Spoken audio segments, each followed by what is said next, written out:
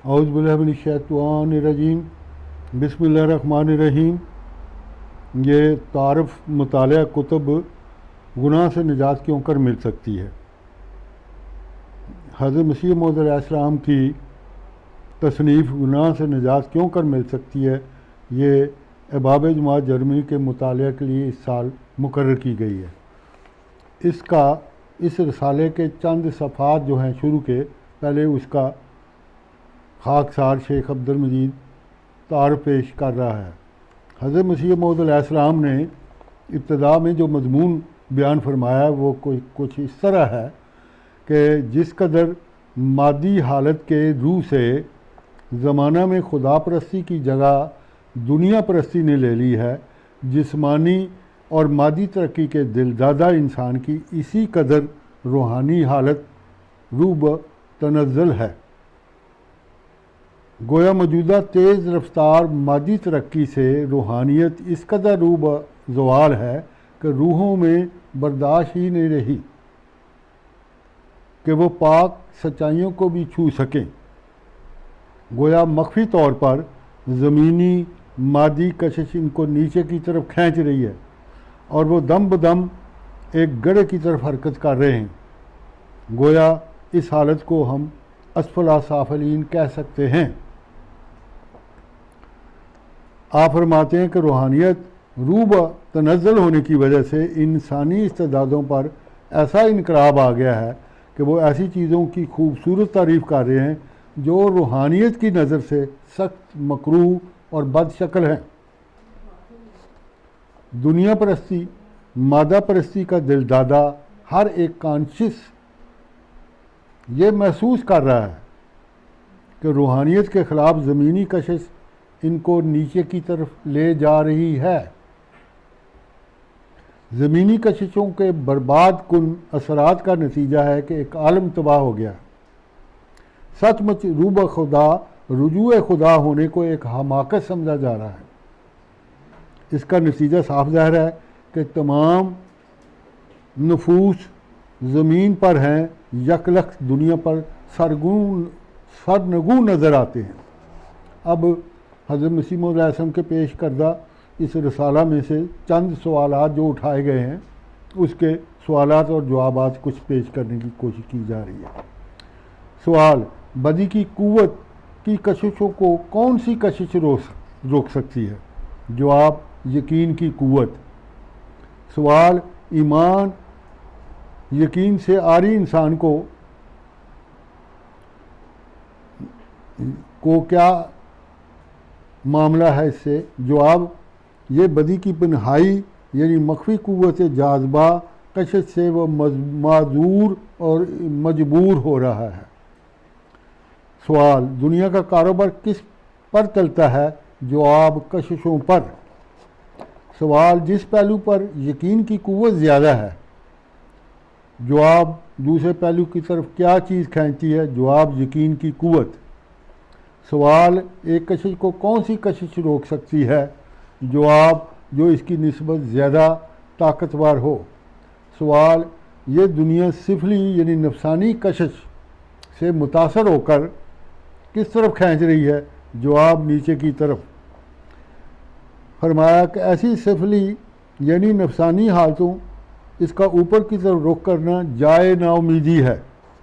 सवाल, एक मुखालिफ कशिश आसमान से पैदा होगी तो क्या होगा? जवाब, वो यकीन को बढ़ा देगी। सवाल, यकीन की नज़र से बदी का इर्तिकाब किसके बराबर होगा? जवाब, मरने के बराबर। सवाल, ये यकीन की रोशनी किस आफताब से हासिल होती है? जवाब, इमामुल वक्त से। सवाल, इमाम की शनाख्त ना करना किस किस्म की मौत मरना है? जवाब, जहालत की मौत। सवाल, जो आफताब से रोशनी हासिल करना नहीं चाहता वो किस कानून शिकनी का मुर्तकब होता है? जवाब, खुदा के मुस्तमरा कानून की। आफताब के बगैर फरमाया, आफताब के बगैर आंखें देख सकें, गो आंखों में भी एक नूर है। आंखें किस चीज़ की मुताज हैं? जवाब, नूर आफताब की। आफताब हकीकी नूर जो आसमान से आता है, ज़मीन को रोशन करता है, और आंखें इसके बगैर क्या हैं? जवाब, रूहानी बसीरत के बगैर आंखें अंधी हैं। जिस शख्स को आसमानी नूर के ज़रिए यकीन पैदा होगा, इसको नेकी की तरफ एक कशिश पैदा होगी। ये यकीन की रोशनी सिर्फ आसमान से इस आफताब के ज़रिए आती है जो इमाम वक्त होता है। इमाम का शनाख्त करना ना करना जहालत की मौत मरना है। सवाल, जो आफताब से रोशनी हासिल करना नहीं चाहता तो वो मुस्तमरा कानून को तोड़ता है। तुम देखो, दुनिया ने इंतहाई दर्जा तरक्की कर ली है, तो इस तरक्की से क्या समझा जाए? जवाब, यही दिन आसमानी तरक्की के हैं। सवाल, क्या मुमकिन है कि आफताब के बगैर आंखें कुछ दे सकें? गो आंखों में एक नूर है, मगर आंखें फिर किस नूर की मुताज हैं? जवाब, नूर आफताब की, इमाम वक्त की। आसमानी और ज़मीनी कशिश में एक लड़ाई होना क्या है? जवाब, एक तभी अमर है। ऐसी सूरत हाल में एक कशिश नेकी की तरफ खींचेगी और एक बदी की तरफ। अगर एक मशरक़ को तो दूसरी इसके मुखालिफ मगरब की तरफ खींचेगी। दोनों का बाहम टकराना इस वक्त ख़तरनाक होगा, जबकि दोनों में इंतहाई कशिशें मौजूद हों। दुनिया का इंतहाई तरक्की पर मौजूद होना, तो समझ लो यही दिन आसमानी तरक्की के भी हैं। और यकीन कर लो कि आसमान पर भी एक रूहानी तैयारी है। वहाँ भी एक कशिश पैदा हो गई है जो ज़मीनी कशिश से लड़ना चाहती है। इन खौफनाक दिनों में जब ज़मीन गफलत और बुराई में इंतहाई दर्जा पर तरक्की कर जाएगी, फिर वादा क्या है? जवाब, रूहानी लड़ाई के लिए वही वादा के दिन हैं। गर्ज इन दिनों ज़मीन की तारीकी और आसमान की नूर की इंतहाई जंग है। आदम से लेकर हमारे नबी करीम सल्लल्लाहु अलैहि वसल्लम तक तमाम नबी इस जंग की तरफ इशारात करते आए हैं। इस ज़माने के बाद लोगों ने जहालत से इस लड़ाई को क्या समझा है? जवाब, इनकी सिफली अकल ने रूहानी जंग को जिस्मानी तलवार बंदूक की जंग समझ लिया है। सवाल, इस जंग के सिपह सलारों के दो नाम क्या रखे गए हैं? जवाब, रूहानी जंग को जिस्मानी तलवार बंदूक की जंग इन्होंने समझ लिया। इस जंग के सिपह सलारों को दो नाम जो रखे गए हैं, एक सच्चाई को छुपाने वाला और दूसरा जाहिर करने वाला। दूसरे लफ्ज़ों में इनको क्या नाम और सिफात हैं? जवाब, आसमान से नूरानी फरिश्तों के साथ उतरने वाला मीकाइल का मज़हर हो और ज़मीन से तमाम शैतानी तरीक़ों को ज़ाहिर करने वाला इब्लीस का मज़हर होगा।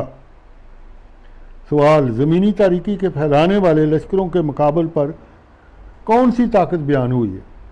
जवाब, फरासत सही गवाही देती है कि आसमानी गवर्नमेंट भी इनके ख़िलाफ़ तैयारियों से गाफिल नहीं है। आसमानी गवर्नमेंट के काम की आदत क्या है? वो ज़ाहरी गौगा को पसंद नहीं करती। तमाम कार्रवाइयाँ अंदर ही अंदर से कर लेती है, लोगों को खबर भी नहीं होती। तब आसमान पर एक निशान ज़ाहिर होता है और ज़मीन पर एक मीनार रोशन और नहायत सफीद और आसमानी रोशनी मीनार पर गिरती है। फिर वो मीनार तमाम दुनिया को रोशन करता है। ये मुख्तसर फ़िक्रा तशरीह का मुताजर तशरीह ये है कि खुदा ताला रूहानी सिलसिला अगर जिस्मानी सिलसिला के मुताबिक है, लेकिन बाज़ अमूर इसमें ख्वास अजीबिया पाए जाते हैं जो कि जिस्मानी सिलसिला में खुले खुले तौर पर नज़र नहीं आते। अब इस मज़मून के आखिर का कुछ हिस्सा बयान करना चाहता हूँ। सवाल ये है कि ईसाइयों का दीन और दुनिया में फ़र्क क्या है?